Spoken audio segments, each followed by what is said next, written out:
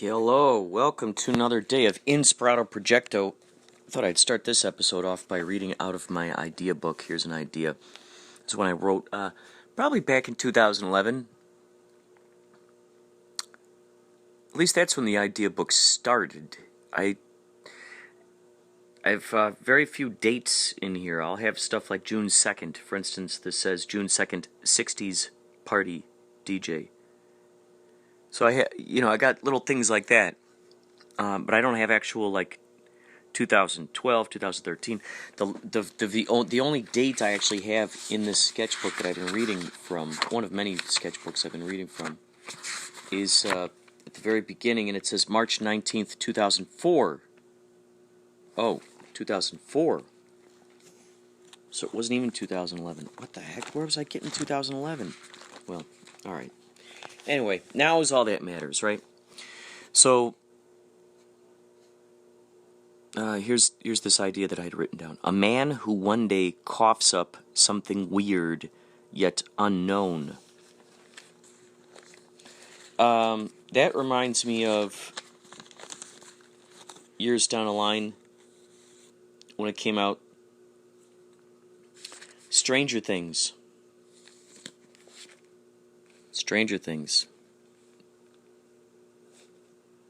That kid coughed up something strange.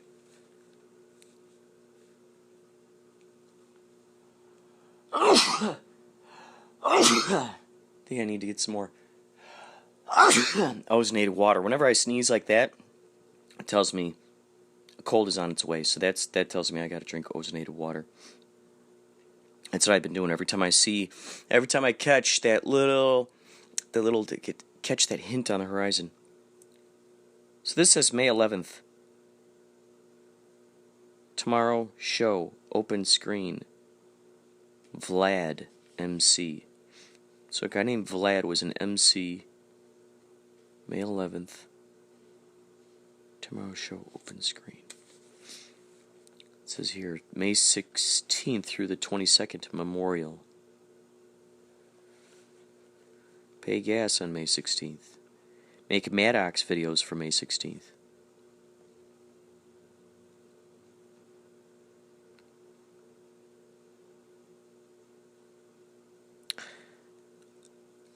Get art gallery going at NE1. NE1 was a skate shop that was right down the street here, and it was a space that you could utilize for anything. And I really was rearing to get moving and grooving with this place. I mean, it was phenomenal that they had a skate shop. And they gave me a skateboard to paint. So I was going to start painting these skateboards and giving them to those guys so they could sell them. And I painted up this really good one. I think you can see what I painted. If you go to Facebook, go to CEC The Moment. Like seize the moment. Seize the moment. But you're going to type in CEC. CEC The Moment. And you should see the skateboard up there that I painted. It would not have lasted out there in the field, by the way, if anyone utilized that. I used acrylic paints, so that would have just came right off. But I just love painting it. Get art for handmade. Oh, handmade. My brother, my buddy Jeremy. Well, he's also my brother. My unofficial brother. We haven't made an official blood brother pact yet, but he might as well be. Jeremy has a friend, Amanda. She was working at this place called Handmade, and you can actually rent like little parts in there for like $250 or $300, and sell your art in there, sell stuff in there. And I was gonna get that up and going, and then they ended up closing. Provide info for NE1 board. Publish book. Yeah, the published book. That was probably in relation to my sketchbooks. I'm thinking Those are out on Amazon, by the way, Amazon.com. Other bookstores, too. If you put in CEC Sketchbook, should be Volume 1 and Volume 2. I printed it through Lulu.com.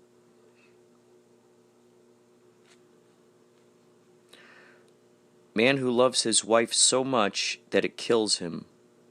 She makes his heart skip too many beats. Brrr, wow. Brrr, yeah. He dies. He loves her so much.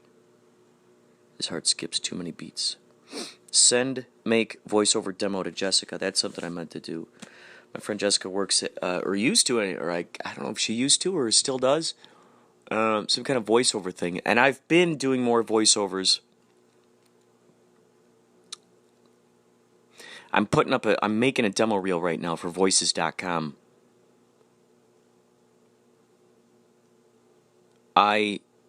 If you go to Plotagon, you can hear some of the stuff I've created. Plotagon.com, Plotagon, Plotagon, Plotagon.com/CECTV. If you go to CECTV, there's a bunch of various animations that I've done up there. And there's a guy named, he's based on Shakespeare, but he's called Shakespeare. And he's always trying to incorporate zombies into his plays. So, between that and also, I'm doing voices for, it's called The Archivist, a Twin Peaks virtual reality game, and also another game called The Question. You could find those, you could play those for free. I think you could play the Twin Peaks. I think he leaves it open for anybody to, if they got an Oculus, any sort of virtual reality, they can hook up to it. Here's some Usu stuff here. I am given birth between zeros or an 8. I see. I am is given birth between zeros or an 8, infinity. I am, bam, is given birth through the infinity.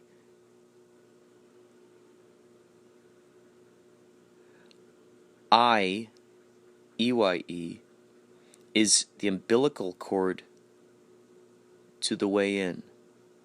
The third eye is the umbilical cord to the way in. Nutrition is important, timing, flexibility, willingness to leave it to the unknown, to those who know.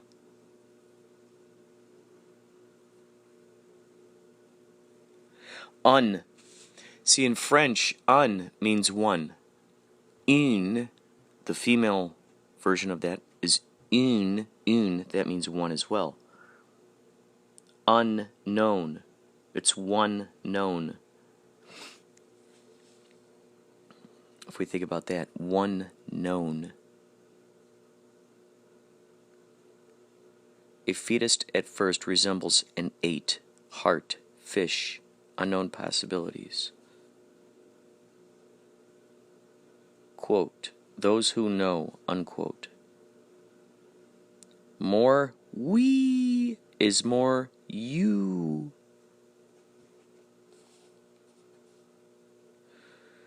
Ego, the we go, the we goes away, ego, we go.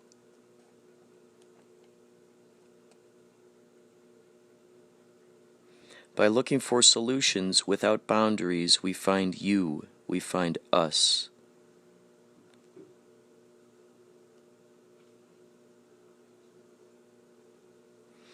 Wow, there's so much sort of numerology written down here. This will have to go in the book. Yeah, the I's. Here we are. The I plus I is eyes is.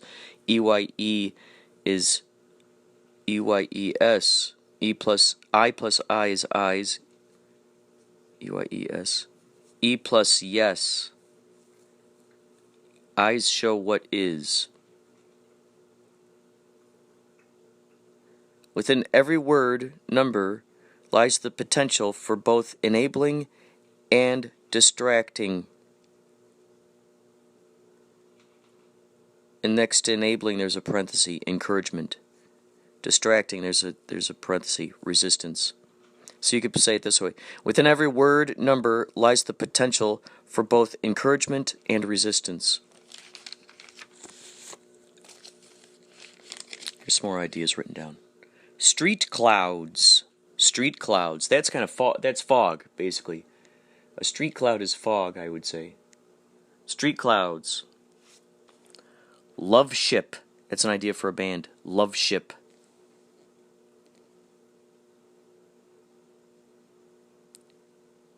Grandma Marion song. I think I wrote that down, when my Grandma Marion died.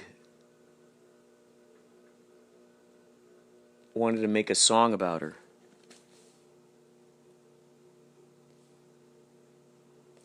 Here's something I wrote down. Ecosystem. Ecosystem. Wow, that'd be interesting, like a biodome of just very egotistical people. That'd be interesting to see how a biodome of very egotistical people. So you do two different groups. One which is very harmonic, very collaborative, very yes and. Very give and take, very ensemble oriented. That would be one biodome. Another one is very ego. And maybe you got all the same skills in there too. You got the nutritionist, you got the medic, you got the gardeners, you got the carpenters.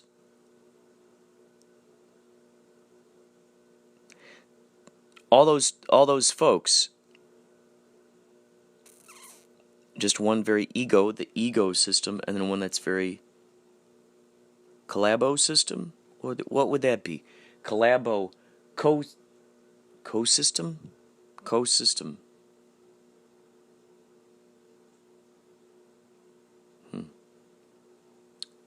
Open your presence.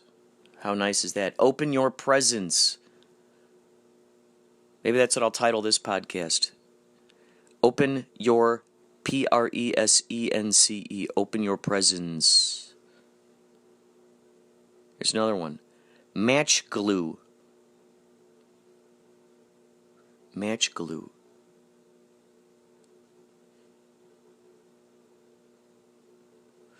Match glue. What is this? Match glue. Starts black and white, then the solution. Messy hair. Must. M-U-S-S-E-D. Disappointed. I don't know what that's in relation to. Match glue. Match glue? Match glue. That I remind that sounds to me like something that would be on Mr. Show or Tim and Eric. Match glue. Oh gosh.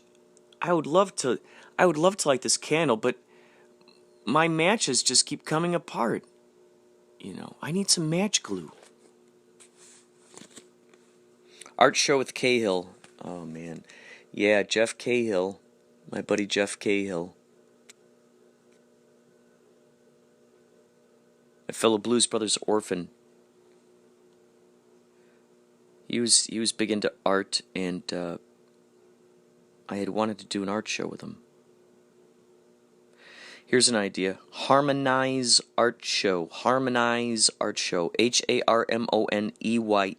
Harmonize. Harmonize Art Show.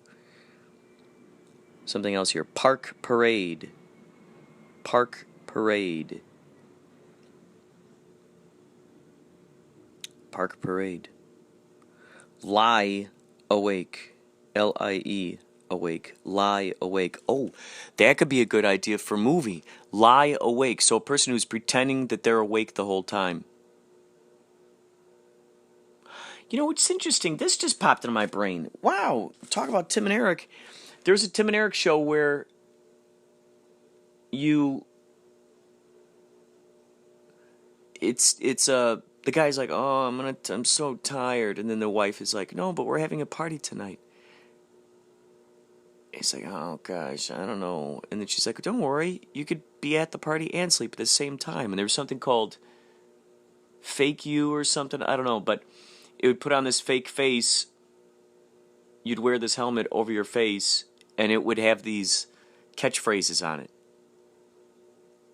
It would say stuff like, great, tell me more, great, that sounds good, I don't want to talk anymore.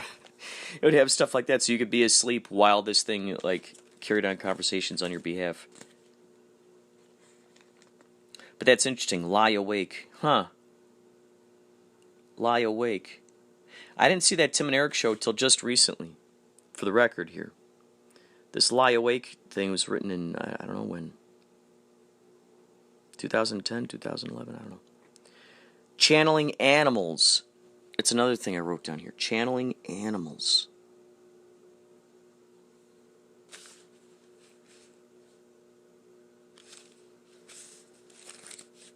Here's something else. A pirate detecting... Oh, detective? Oh, here we go. A pirate detective or villain, so pirate villain or pirate detective who says, "Where are's ya?" when he's looking around for someone they are chasing down. Oh, that's good. Where are's ya? And then he has an eye patch, right? And then he could be like, I see ya. I see ya. Where are's ya? Woman whose hair gives birth to eggs. What's inside? Ooh, interesting. Hair gives birth to eggs. A woman whose hair gives birth to eggs. Interesting. Interesting. Woman whose hair gives birth to eggs. What's inside? All the stories we talk about are direct symbolic representations of our current state of mind, and everything anyone would ever need to know about us is contained in our language. Each symbol directly relates to how we experience the world currently in the now. Quote, what is your now? Unquote. What you believe it to be true. Quote, how do we know it's true? Unquote. If it excites us with full surrender to happiness, excitement, and enthusiasm.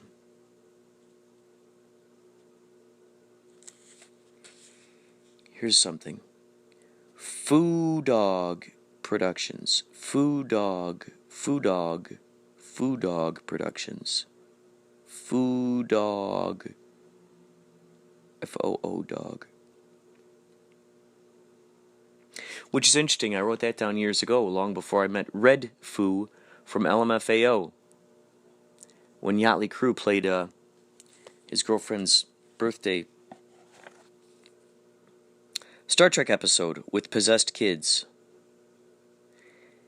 Instead of Green Man... Wait. Star Trek episode with possessed kids.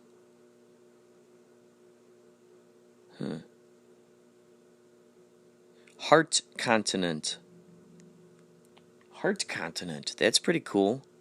Where are you from? I'm from Heart. I'm from Heart. Where are you from? Liver. I'm from Pancreas. Ooh, their worlds are named after meat. So you could be like, I'm from Bicep. Where are you from? I'm from Pinky. On the outskirts of Pinky. I'm more ring finger.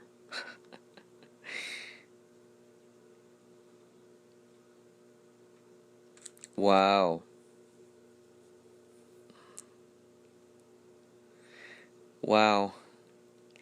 A man who writes scripts to movies already out or about to come out just so he can sell them to those who believe he was the first screenwriter of these movies.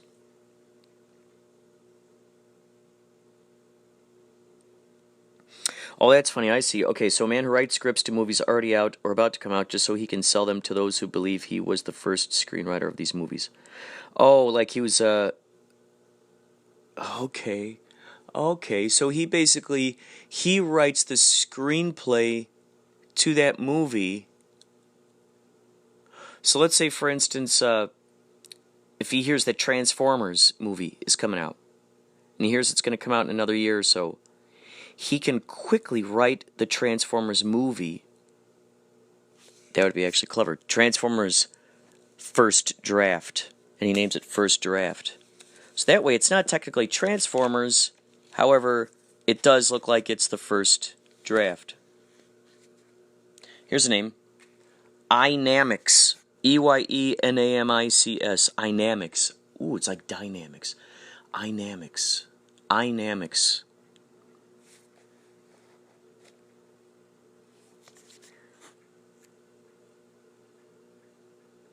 Quote, if only we had taller bin, B-E-E-N. If only we had taller bin? Is it maybe bin taller? And then underneath it says, make music for Bradbury poem. Oh my God. This is crazy. I just wrote, this is written down here. I'm thinking we're in the 2012s. Celebrities / characters sleeping. Let me read that again. Celebrities / characters sleeping. What's interesting is that my buddy Bob Pagani, who I'm slowly piecing together that movie with, he shot all his scenes. I've been slowly shooting mine, piecing it together. More and more ideas have been coming to me. Bob Pagani sleeps on camera, on Periscope. It's called Bob is Sleeping. Look that up. Bob is Sleeping. Bob is Sleeping. And he sleeps on Periscope. They had him sleep in front of a live audience on stage for some kind of thing. I don't know what it was, but that just blows my mind too. I love that. Here's a band name. And someday I'll explain my experience at Loveseed. But these are the words that came to me as the essence of life as we know it. Yes, I am. No, K-N-O-W. Now, N-O-W. Hallelujah. So that would actually be, I thought, a pretty cool name for a band. Yes, I am. No, now, hallelujah. A song, even. Printing out copies of Safe Coping Skills to students. Safe coping skills. Safe coping skills. Myreka, Eureka, Aureka. Myreka, Eureka, Aureka. Eureka. Myreka, Eureka, Aureka. Here's another note. Famous singer dates famous author.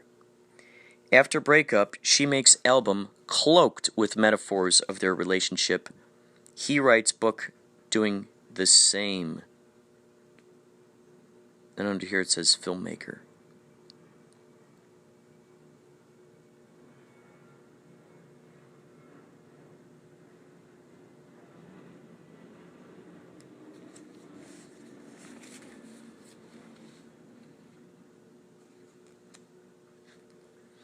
Hooganannies for the family on the go. Commercial or show that people on Stars and Stripes watch.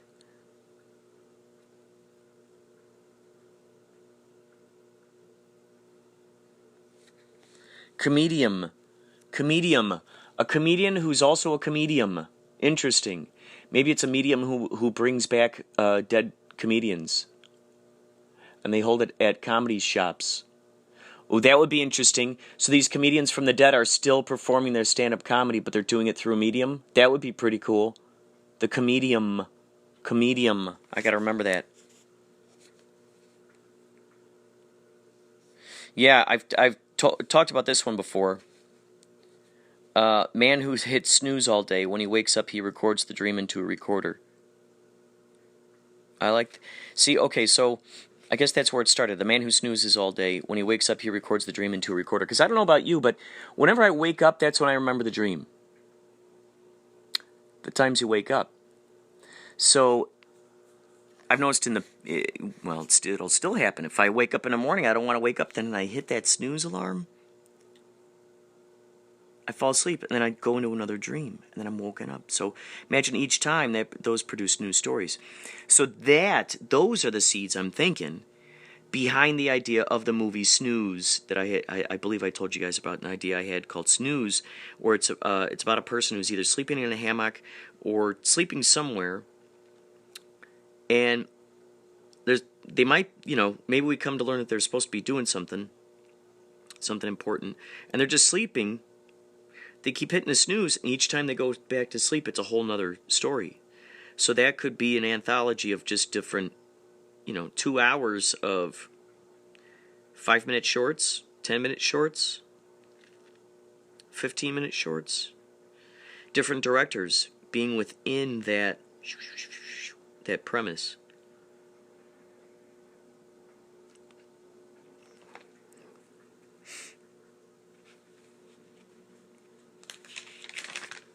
Look at that. Sunday, July 22nd. Callbacks for Bloody Bobby. Interesting.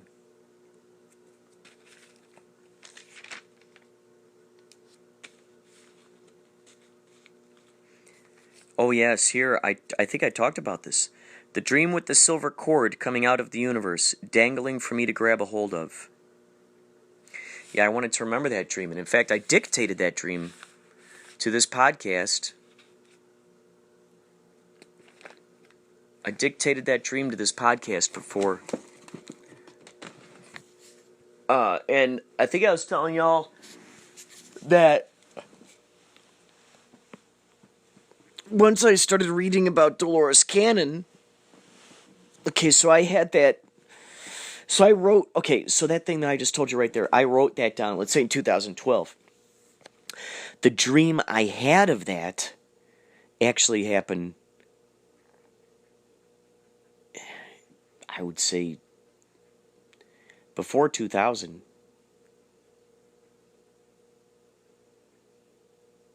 Was it before 2000? Interesting. So let's say that was 12 years, and then 12 years, 6 years later. So that dream has stuck with me, reverberated with me throughout time. And I started reading those Dolores Cannon books, I think it was 2 years ago. A couple of years ago. I'm now on Convoluted Universe book number 4. We read a piece of it on the air, actually, on Inspirado Projecto, on K-Chung.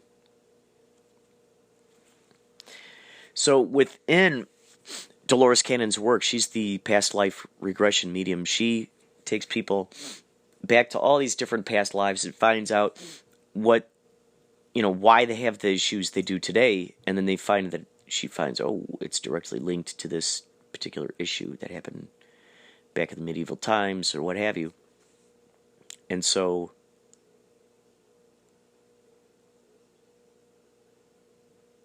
she finds that these people will go to this sort of I think it's called the Hall of Records. They go in there and they learn stuff. It's like a library. And so through these different people, she's going to the Hall of Records. And the other beings that happen to be there at that time, they can always tell whether you're dead or whether you're just sort of like a tourist, kind of passing through. They can tell by this silver cord that's dangling from your umbilical, your belly button, basically. And so that's how they tell. Once we sever the silver cord then we're no longer attached to our bodies. So that's the idea. And so my dream about the silver cord, I was telling Jeremy about this, that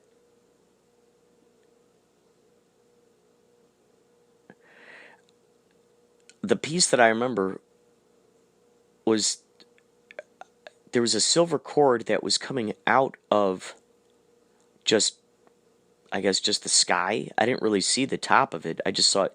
It was just coming out of the sky. This silver cord, and I remember grabbing onto it and whooshing to this whole other. It felt like a whole other planet, and the prairies, if you will, the plains were quite open. It seemed like I saw a village in the distance.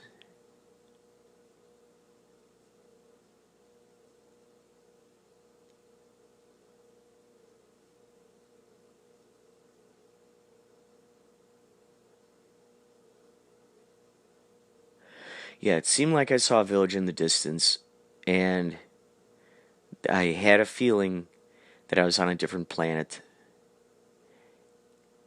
I'm trying to remember. I'm closing my eyes, trying to remember if I saw other entities there or not. But I've been having a lot of UFO, not necessarily invasion, dreams of UFOs flying overhead in populated areas, like along the beach.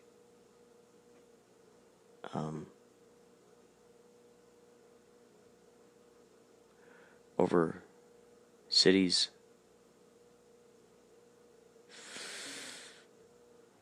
Dreams that I've been in these ships.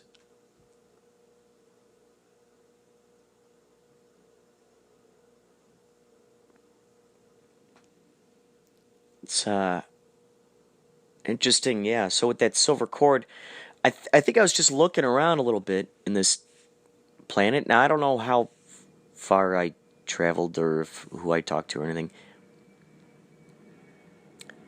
I just remember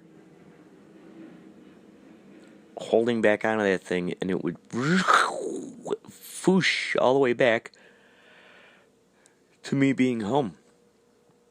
Me being back at home.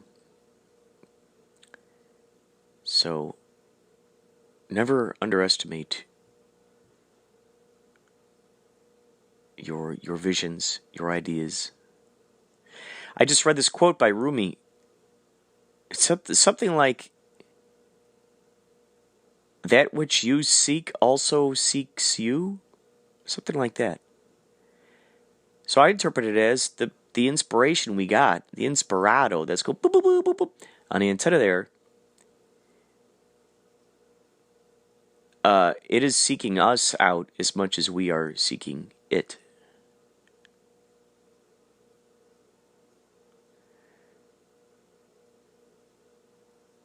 It's interesting when I hear folks say that they're out of ideas. They don't have any ideas. A good way to do that is to pretend that you do. Pretend that anything you look at is a potential for an awesome idea. And pretend that everything you look at is an awesome idea. So let's say, I don't have any ideas. Well, I'm looking at the ceiling right now, and it's got little bumps on it. Those could be little villages. That could be land of little tiny creatures. There's a sprinkler, I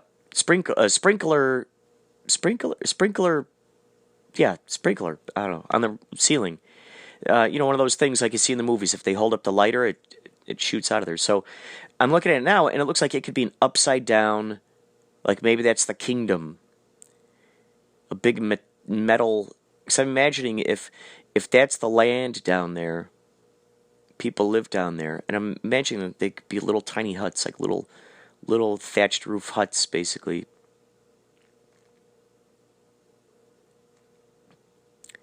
And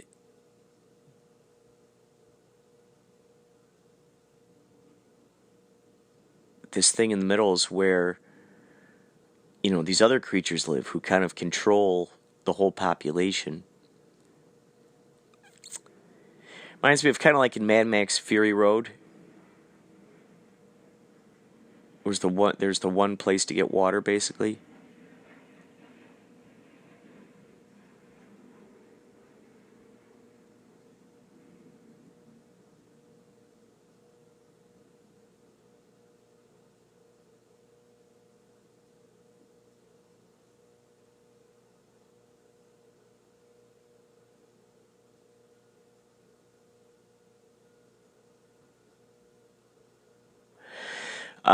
So yeah, I mean, you could look at anything. I was just imagining someone scaling the wall. I just imagining this little tiny person.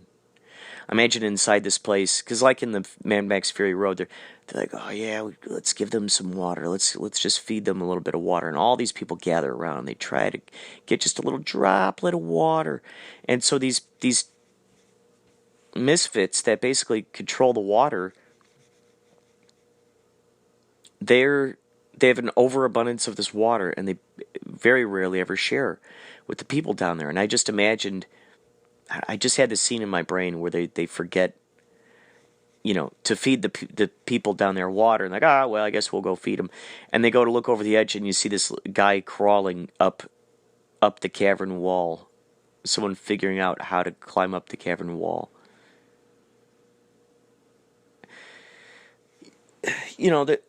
I don't have any inspiration. Well, look at the plant. What does the plant tell you? What does your animal tell you?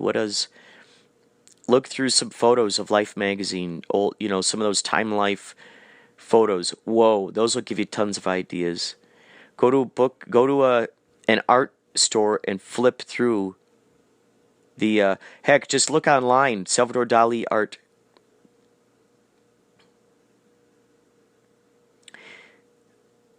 But there are no rules. We already know this. The rules are what you make them to be. So what are we okay with? That's where that weird paradox kind of oxymoron thing is, where it's like people, there's this thing of, I want to be able to say what I want to say, how I want to say it. And then sometimes that same mindset might go, well, how come I have so few listeners? Well,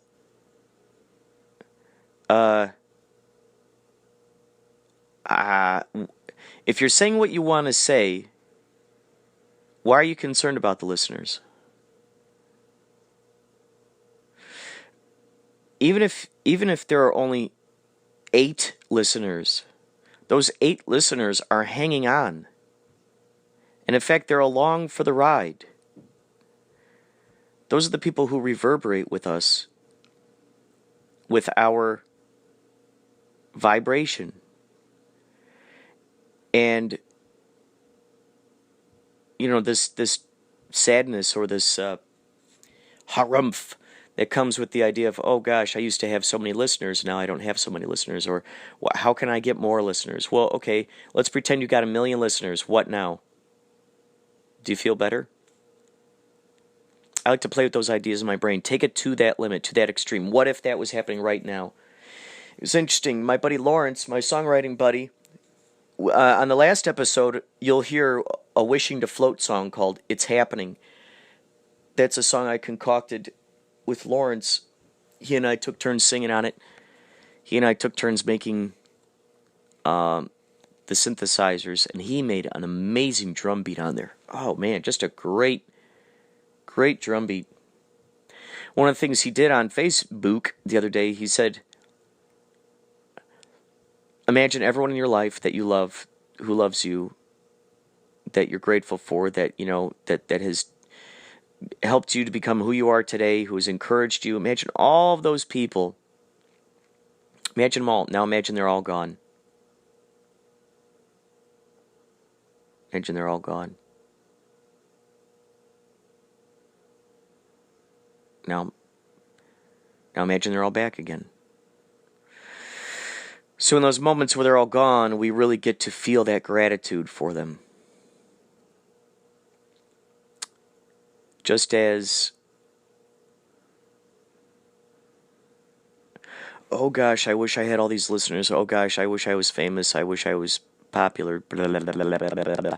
All the way down the line, whatever that is. I want someone to notice me. I want someone to hear me. Well, that's, okay, so that's great. Now, okay, let's pretend. Let's go. Bam. Let's go to that future where that's totally happening. What next? What now? What next? What's the next step?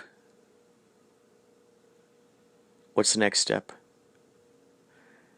I just want to relax. And then when we hear that, I just want to relax. Okay, so let's take it to that future. I'm relaxed. I'm relaxed. One might come along and go, I'm so bored. I'm so relaxed, I'm bored. Okay, well, what do you want to do that unbores you? I want to get out there doing something. Oh, okay. Jiddly, jiddly, jiddly. Oh boy, I'm doing this now. Okay. What then? Oh, I just want to relax. It's interesting when as I've been editing these wedding videos, and it's really, I felt like I've been this human, sort of like this human behavior social scientist, zookeeper, not zookeeper. Like I'm just observing this human behavior. Like there's these animals. It's a culture. I'm an ethnographer. So as I'm watching this, these are, I think, the main things that we can find within, well, all of these situations. Like I'm trying to figure out how to explain this. There's this idea of going somewhere, of getting to somewhere, of, oh, we're on our way, hurry up, we gotta go, we're on our way, we gotta go. There's the other idea of, oh gosh, I just want to hurry up and finish this song. I just want to make the rest of this song already. I want it to be done already. Okay. Oh geez, I'm making this movie, I just want it to be done already. Okay.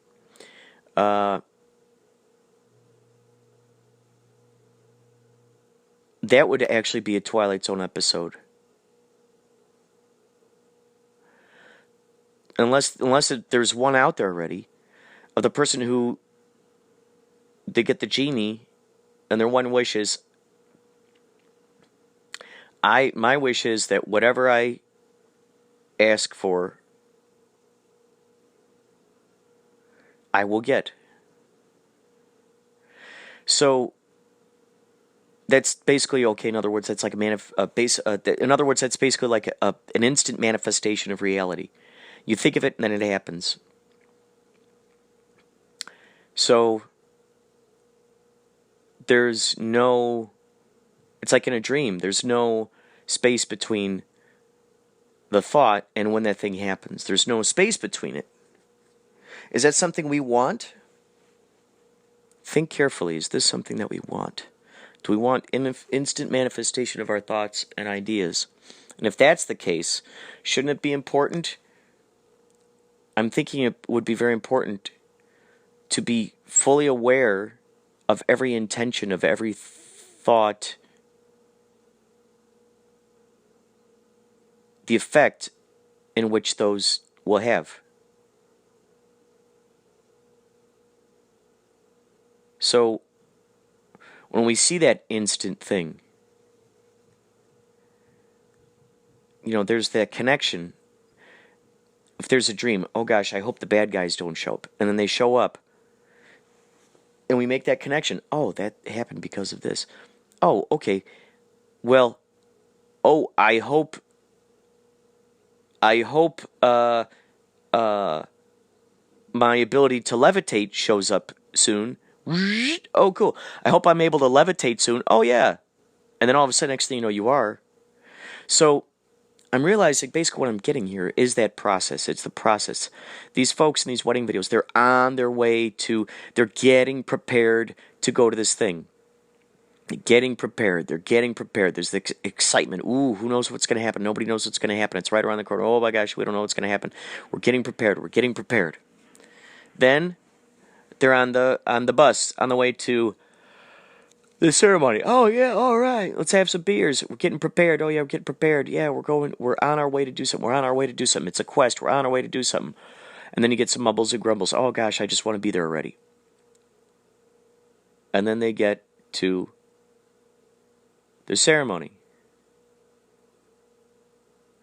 Oh gosh, okay, hurry up. Okay, the ceremony's almost over, and then we can party like crazy. We could be at the reception. Oh my gosh, the reception's almost over. Oh, this is great. Okay, oh yeah, or the ceremony's almost over. Ceremony's almost over. Oh, there it is. Oh, okay, everyone, we want to take pictures with you guys with the bridal party. Okay, and so then the bridal party's waiting around. It's interesting because what's simultaneously wrapped up within this idea is the idea of wanting to look our best, wanting to show our best side, wanting to behave our best. Which is, it's such an interesting thing. That idea, oh boy, let's get dressed up and go out. Let's get dressed up and go to this opera, for instance. Go to this thing that is normally associated with what rich people do. Or what well-to-do people do. So, okay, so you get dressed up, and then you're all dressed up. You go to the opera. Cool. And then,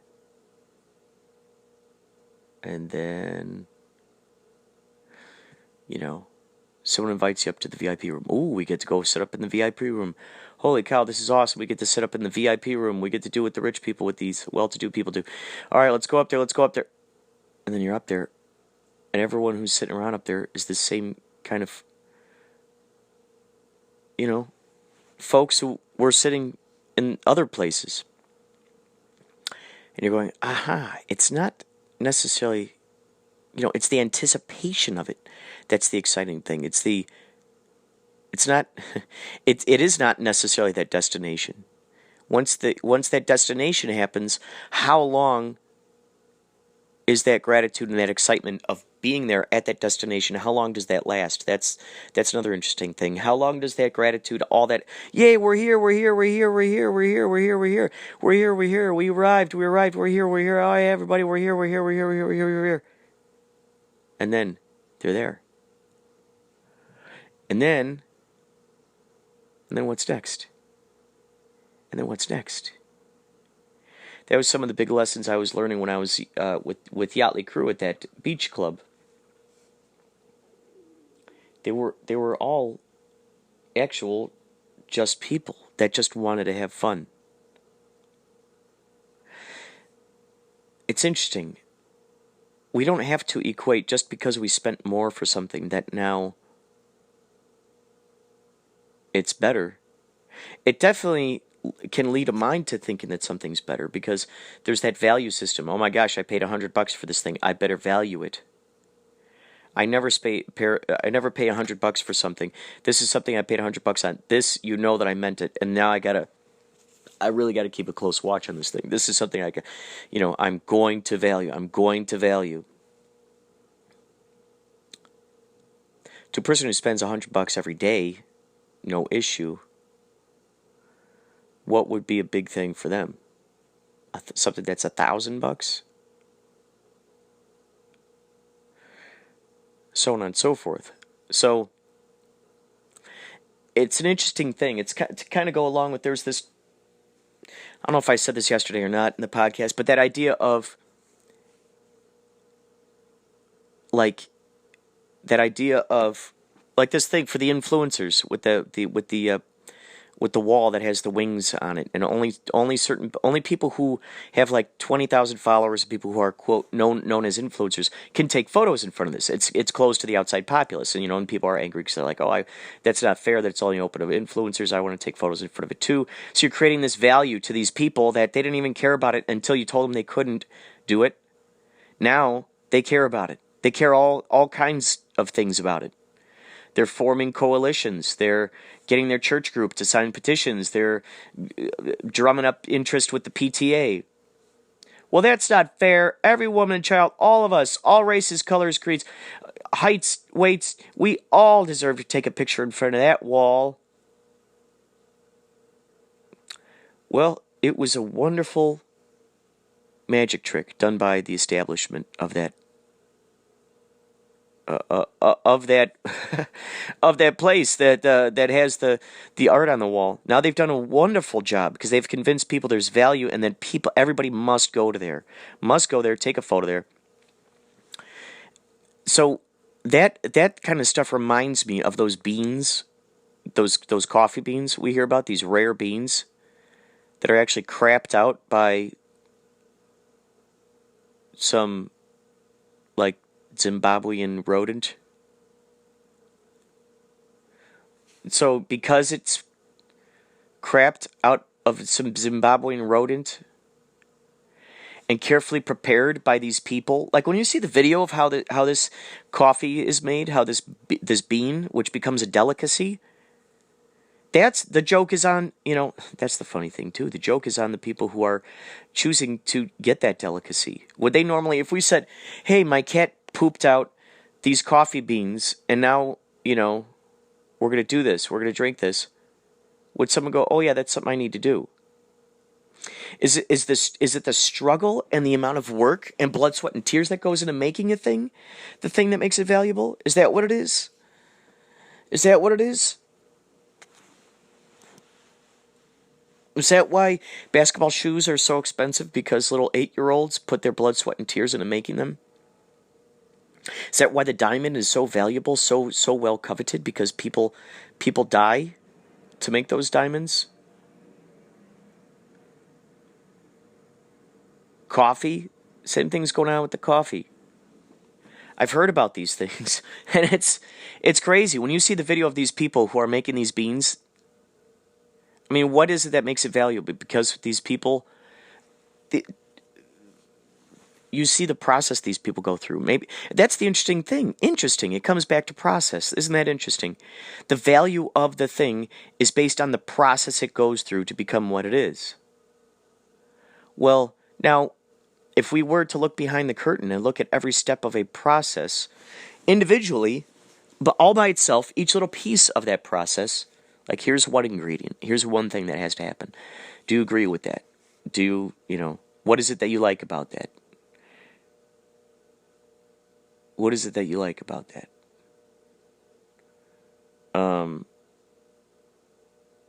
It creates this interesting story.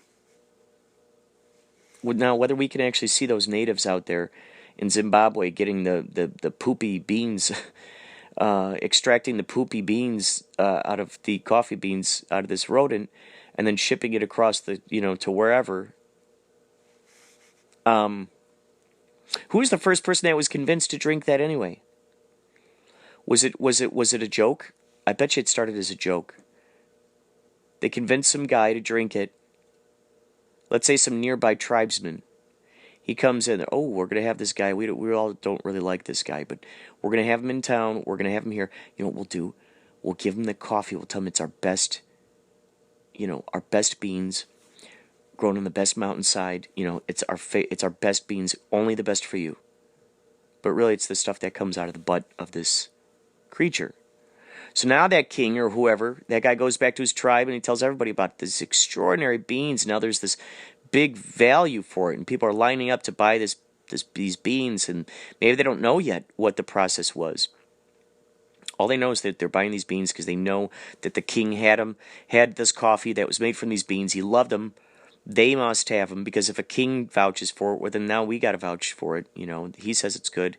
If royalty drinks it, certainly we are going to drink it. And then what happens? At some point, maybe it's made aware to that king, or maybe even not, that those coffee beans came out of the butt of a rodent. So then what? It's too late. Everyone's too far in. There'll be those who might go, oh, no, that's gross. I'm not going to drink that anymore. But then there'll be some of those who are just the staunch, like, no, I've gone all in on this thing. It's my principles, my pride. I got to keep drinking this. And then that word gets around. Then the joke is out to Americans.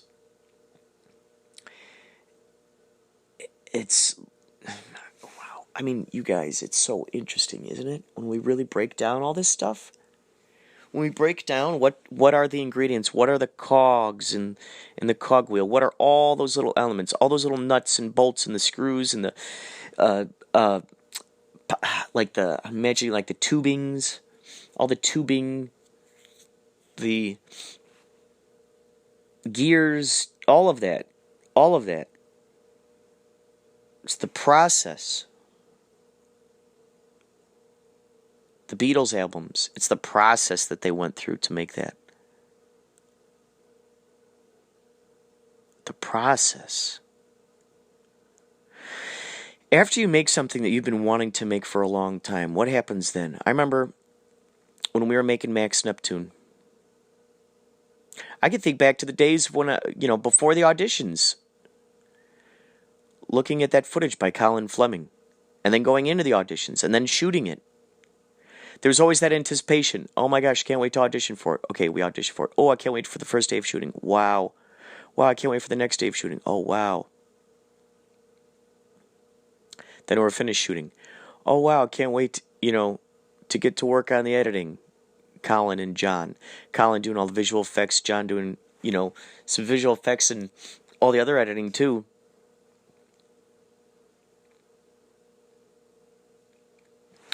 You're going, oh my gosh, when's this thing going to be over? When is it going to be over? 5 years pass or whatever. And then all of a sudden we're like, oh my God, we're done with the movie. Holy cow. Can't wait to screen it. Oh, wow. And then that's when we sent it off to Action on Film Fest. Entered into there. Those guys gave us a nice alley-oop. And then it was over, and then there was like this feeling of like, oh. It's been said there's that word post-mortem. You're just kind of like I'm thinking of mortified, mortuary, mortician. There's this mourning, post-morning. You go, oh man, now what am I going to work on?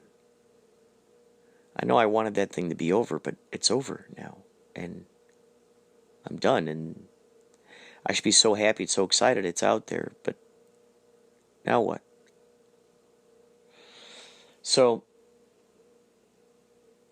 it was that process. It was the growing it, the creating it. That was so much fun.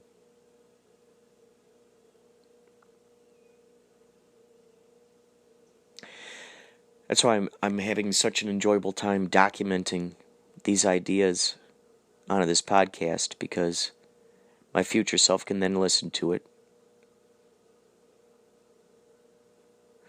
Isn't this interesting? Pretty soon,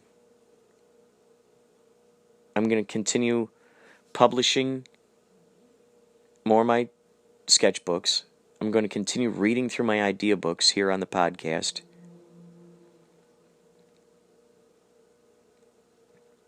I'm going to be continually creating. I'm going to be getting audio from all these audio cassettes and then talking about those, adding those to this too. I've got so many ideas that I've just recorded in my personal recorder thing that I've got saved in my computer too that can easily just start dropping into here. Tons of ideas, tons of riffs. So, that is the podcast. The podcast is the process.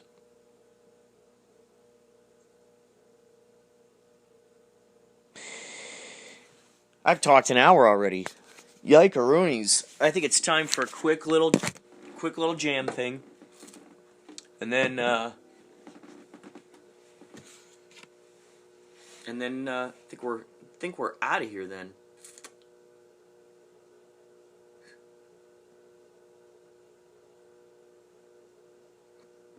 How about this little bit? Oh, geez, no. It's only going up to an hour. I can't go past this. Oh, my God. Here's this quick one.